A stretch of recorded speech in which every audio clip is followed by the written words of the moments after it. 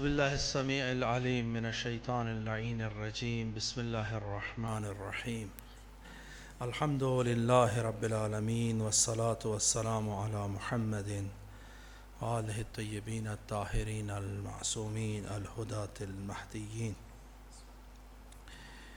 یہ آج کی حدیث ایک طرز تفکر کو سمجھانے کے لیے اور نوجوانوں کے تفکر کو بہتر کرنے کے لیے اور کیسے انہیں سوچنا چاہیے. خدا تعالیٰ نے نوجوانوں کے اندر قوت شہوانیہ کو بیشتر قرار دیا ہے دوسروں کی نسبت. قوت شہوت جسمانی شدید تر ہوتی ہے، جس کی وجہ سے خواہ مرد ہو تو وہ، خواہ عورت ہو تو وہ جن سے مخالف کی طلب میں، صرف جن سے مخالف کی طلب میں ہی رہنا چاہیے، یا نہ اس حس کو اسلام نے کوئی جہت دی ہے. یہ جو حس قرار دی ہے اس کو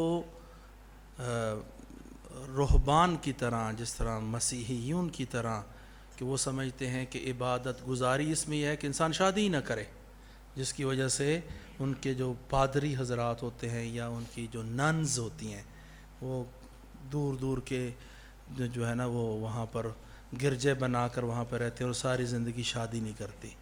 یعنی ان کے نزدیک یہ ہے کہ اس حس کو ختم کر دیا جائے. لیکن اسلام میں یہ ہے کہ نہیں، یہ جو حس خداوند تعالی نے قرار دی ہے اس کو درست جہت میں رکھنا ہے. پھر اس کو درست جہت میں رکھنے کے بعد اس میں طرز تفکر درست بھی ہونا چاہیے. تو انسان جب اس عمر کے اندر ہوتا ہے تو وہ شادی کو انجام دے، مقدس فریضہ ہے اس چیز کو انجام دے. تو اولاد آگے بڑھے، پھر انسان سوچتا ہے تو اولاد ہو تو کس قسم کی ہو، خوبصورت اولاد ہو، بلند قامت ہو، کیا ہو. کچھ اس میں بھی خاص سوچتے ہیں، اولاد لینے میں بھی خاص سوچتے ہیں. امیر المومنین علیہ الصلوۃ والسلام کی جو یہ حدیث ہے، نوجوانوں کے لیے ایک سوچ کا ایک دھارا اور ایک سوچ کا ایک قالب کو بیان کرتی ہے کہ کس طرح سے آپ نے مانگنا ہے. مانگنا بھی ہر کسی کا کام نہیں ہوتا ہے. مانگنے کے لیے بھی ظرف چاہیے، مانگنے کے لیے بھی تفکر اور عقل چاہیے.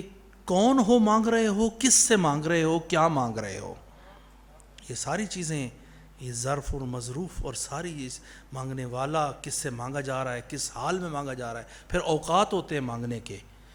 تو امیر المومنین فرماتے ہیں بحار الانوار میں، ما سألت ربی اولادا نظر الوجہ ولا سألتہ ولدا حسن القامہ.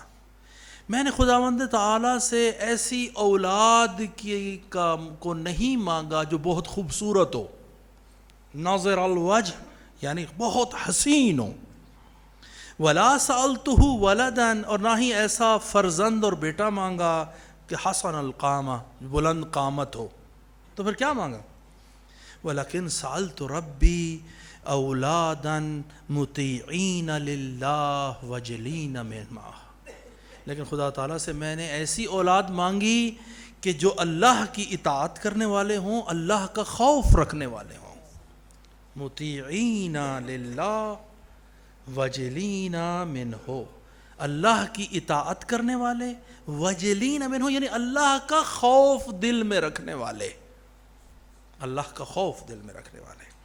حتیٰ یہاں تک کہ نہ یہاں تک کہ یہ بات ختم ہوگی اللہ سے مطیع اور خدا کا خوف رکھنے والی جو ہے نا اولاد مانگی، بلکہ اس سے آگے حتیٰ اذا نظرت الیہ وہو مطیع للہ، یہاں تک کہ جب میں انہیں دیکھوں درآں حالانکہ وہ اللہ کی کیا کر رہے ہوں، اطاعت کر رہے ہوں، قرت عینی میری آنکھیں ٹھنڈی ہو جائیں.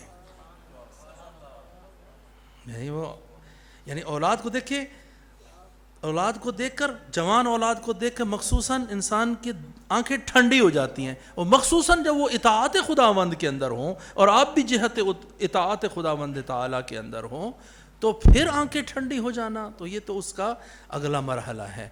تو یہ جو حضرات ہماری عمر کے اندر ہیں ان کو چاہیے کہ اپنی اولاد کو اس نظر کے ساتھ جوان کریں کہ اولاد مطیع اطاعت خداوندی کے اندر ہو۔ اگر نہیں ہے اور آپ ان کو ویسے ہی ان کو بلند قامت اور خوبصورت دے کر آپ خوش ہو رہے ہیں تو یہ تفکر امیر المومنین والا نہیں ہے۔ اور جو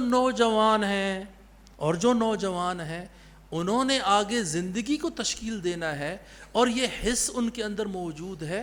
یہ حس ان کو آپ نے پادریوں کی طرح اور مسیحیوں کی طرح اس کو ختم نہیں کر دینا ہے، اس کو درست جہت میں قرار دینا ہے۔ یہ خداوند تعالیٰ نے آپ کے اندر رکھی ہے۔ 2-3 ہے، ایک قوت شہوت ہے، قوت وہم ہے، اور قوت عقل ہے۔ آپ کی قوت عقل قوت شہوت اور قوت وہم پر غالب آ جائے، وَإِلَّا قوت وہم سے، وہمیات کی قوت سے قوت شہوت جو ہے وہ اوج کی طرف جاتی ہے، اور پھر جب یہ قوت وہم اور قوت شہوت اوج کی طرف جاتی ہے تو عقل کام کرنا بند کر دیتی ہے۔ مہم یہ ہے کہ آپ نوجوان جو ہیں وہ اپنی قوت عقل کو اتنا آگے لے جائیں کہ قوت شہوت کو اور قوت وہمیہ کو کنٹرول کریں۔ اسی وجہ سے تو کہتے ہیں جب انسان کی مت ماری جاتی ہے تبھی وہ فعل حرام کو انجام دیتا ہے، واللہ مت ماری جاتی ہے، واللہ یہ فعل حرام خدا کے سامنے اس قسم کا قبیح فعل انجام دے۔ ان اللہ یعلم خائنۃ الاعین وما تخفی الصدور، خدا تعالیٰ آنکھوں کے اطراف سے جو خیانت کرتے ہیں ان کو بھی جانتا ہے، اور جو دل میں چھپا کے بیٹھے ہوئے ہو اس کو بھی جانتا ہے۔ اور خدا تعالیٰ اتنا جانتا ہے اور ہم اتنا خدا کے حضور کے اندر ہیں، تو نوجوانوں کو چاہیے کہ اپنے آپ کو اسی جہت، اللہ تعالیٰ یہ نہیں کہتا کہ اس جو ہے یہ قوت شہوت ہے اس کو انجام ہی نہیں دینا ہے، نہیں، اس کو ایک جہت خاص میں رکھنا ہے، اپنے آپ کو کنٹرول میں رکھنا ہے۔ مخصوصاً جو طلاب علوم دینی ہے، اگر علم حاصل کرنا چاہتے ہو تو کنٹرول میں رکھنا ضروری ہے، اپنے آپ کو کنٹرول کریں تا ان کے علم حاصل کر سکیں۔ تو اگر آپ کو کہیں کہ جی آپ وہ ابھی 20-22 سال کی عمر یا 18 سال کی عمر، تو وہ ہم مستحبات ازدواج والی اگر آپ کو وہ حدیثیں سنانا شروع کر دیں تو پھر درس تو نہیں پڑھا جا سکتا۔ شہید ثانی بھی فرماتے ہیں، وہ آداب المتعلمین کے اندر وہ فرماتے ہیں یہاں پر کہ اگر آپ کو وہی کہنا شروع کر دیں کہ جی وہ جی مستحب ہے ازدواج کرنا، تو 4-5 حدیثیں 1-2 کے بعد لگا دی جائیں تو آپ کہیں جی قبلہ ہم سب کی ایک ایک کر کے شادیاں کرانا شروع کر دیں۔ تو ایسا نہیں ہے، اگر آپ پڑھنا چاہتے ہیں تو اس وقت ضروری ہے کہ اپنے آپ کو کنٹرول کریں۔ یہ چیز موجود ہے، یہ ایک نیچرل ہے، ایک فطرتی چیز ہے، اس کو اپنی عقل کے ذریعے سے بلند مقصد کو ذہن میں رکھ کے، میری بات آپ بھی سن رہے ہوں گے، یہ کیمرہ کے ذریعے سے دوسرے نوجوانوں تک بھی جا رہی ہوگی۔ اگر آپ پڑھنا چاہتے ہیں، علم حاصل کرنا چاہتے ہیں، دنیا میں ترقی کرنا چاہتے ہیں، تو اپنے اوقات کار کو تقسیم کریں، کب شادی کرنی ہے، کب میں نے فلاں کام انجام دینا ہے، کب میں نے کس جگہ پر پہنچنا ہے۔ یہ نوجوانوں کا پروگرامنگ کرنا ضروری ہے۔ کام بہت زیادہ ہو گئے ہیں اور اس کے اندر سب سے پریارٹیز اپنی سیٹ کریں کہ آپ نے سب سے زیادہ وقت کس پریارٹی کے اوپر آپ نے لگانا ہے۔ بہرحال میں اتنا ہی کہہ سکتا تھا آج کی حدیث کے بارے میں، اور یہ بڑی اہم حدیث تھی، اس کے ذریعے سے آپ اپنے اوقات کار کو، اپنے افکار کو ایک خاص جہت میں رکھ سکتے ہیں۔ والسلام علیکم ورحمۃ اللہ وبرکاتہ۔